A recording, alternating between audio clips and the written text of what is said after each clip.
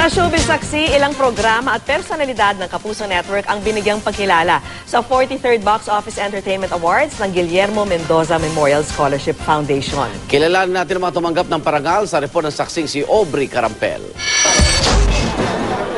Bukod tanging ang 24 oras lang ang news program sa mga pinarangalan sa Box Office Entertainment Awards ng Guillermo Mendoza Memorial Scholarship Foundation ngayong taon. Kinilala ito bilang most popular TV program for news and public affairs. Malaking karangalan to sa amin. Pagpatuloy natin yung panata nating serbisyong totoo at mananatili tayong walang kinikilingan, walang pinoprotektahan, walang kasinungalingan, serbisyong totoo lamang para sa lahat ng kapuso at sa buong sambayan ng Pilipino ito. Maraming salamat. Most popular TV program for musical and variety, ang longest-running noontime show na Itbulaga. Habang humakot naman ang awards ang EB Dabarkads na sina Jose Manalo at Wally Bayola na nagwaging most popular novelty singers. Sila rin ang tumanggap ng Bert Marcelo Lifetime Achievement Award. Nakakatabaan ng puso.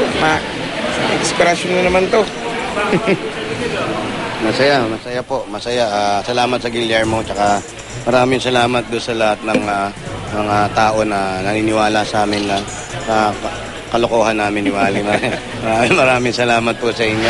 Sina Jake Vargas at Bea Binene naman ang most promising love team. Habang ang Julielmo tandem na sina Elmo Magalona at Julian San Jose ang most promising male and female performer.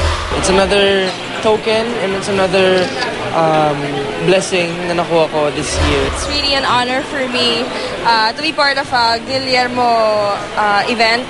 And of course, I'm really happy and glad na napili po ako bilang most promising singer po of the year.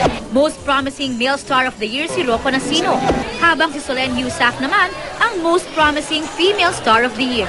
Happy ako. Super blessed ako at I'm very thankful that may maraming fans ako to support me.